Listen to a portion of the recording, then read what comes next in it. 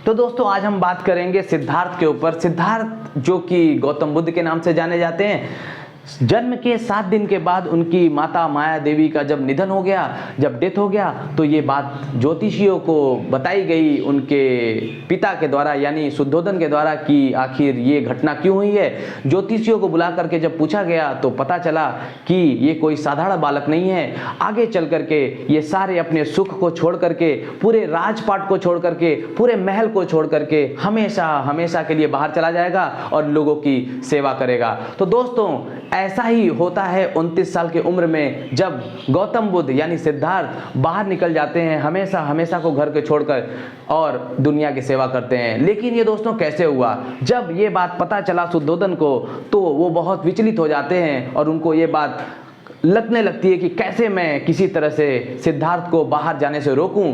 दोस्तों कई बार सिद्धार्थ घर से बाहर जाने की बात करते हैं, लेकिन उन्होंने कई बार उनको मना कर दिया और जाने नहीं दिया बाहर, और यहाँ तक कि उनका शादी भी बहुत जल्द करा दिया ताकि वो बाहरी जीवन से एकदम कट जाएं और महल में ही अपना जीवन बिताएं। लेकिन कहते हैं ना कि जो होना ही रहती है उसको कोई टाल नहीं सकता। भविष्य में आने वाली चीज़ों को जो लिख दिया जाता है एक बार, वो 100% होके रहता है। और वही हुआ दोस्तों। हुआ क्या?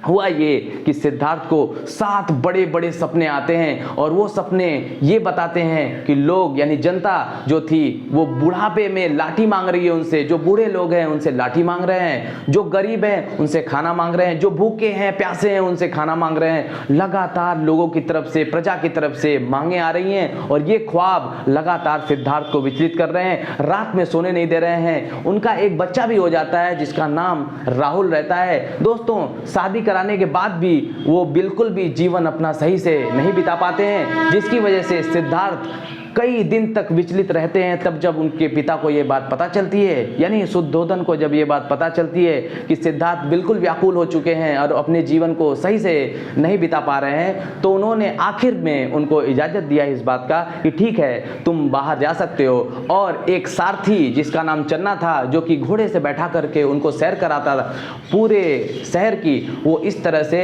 उन्होंने सारथी चन्ना के साथ उनको बाहर जाने की इजाज़त दे दी। और जब गौतम बुद्ध यानी सिद्धार्थ बाहर गए तो सारे लोगों को आदेश दे दिया गया, क्योंकि वो राजा थे कपिलवस्तु और लुम्बिनी के, तो उन्होंने आदेश दिया कि सारे लोग, कोई भी बूढ़ा व्यक्ति रोड पे नहीं दिखेगा, कोई भी बीमार व्यक्ति रोड पे नहीं दिखेगा, कोई गंदगी रोड पे नहीं दिखनी चाहिए, क्योंकि अगले दिन सिद्धार्थ यानी जो गौतम बुद्ध हैं वो बाहर निकलने वाले थे। और इस तरह से सारे जगह ऑर्डर ये पास कर दिया गया, सब जगह साफ सुथरा और कोई भी डेथ बॉडी नहीं मिली और आराम से उन्होंने सफ़र किया शहर का। पहला दिन उनका बहुत अच्छा बीता, लेकिन दोस्तों अगले दिन जैसे ही उन्होंने सफ़र शुरू किया तो उन्होंने वहाँ से सफ़र शुरू किया जहाँ से कल सफ़र ख़त्म हुआ था। और आखिर में जब शुद्धोधन का जहाँ से राजपाट था वहाँ से राज उनका ख़त्म होता है, बाउंड्री उनकी क्रॉस होती है, तब उनको एक डेड बॉडी देखने को मिलती है और एक बूढ़ा व्यक्ति देखने को मिलता है। तब उनसे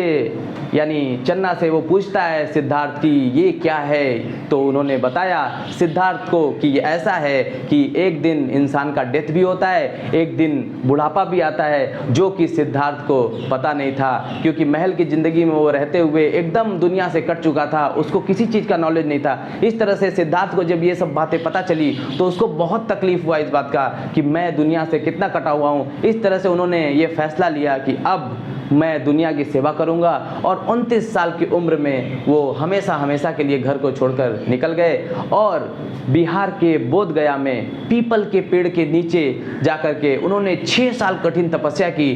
6 साल बिना कुछ खाए पिए कठिन तपस्या करने के बाद उनको ज्ञान की प्राप्ति हुई और बाद में वो गौतम बुद्ध कहलाए। और दोस्तों बुद्ध का मतलब प्रकाश होता है, बुद्ध का मतलब ज्ञान होता है। दोस्तों आखिर आगे चल करके उन्होंने एक बहुत बड़े धर्म बौद्ध धर्म की स्थापना की। ऐसे ही दोस्तों हम बौद्ध धर्म के बारे में आपको और इंटरेस्टिंग वीडियो लाते रहेंगे। मिलते हैं अगले वीडियो में, तब तक के लिए चैनल को सब्सक्राइब करें। बाय।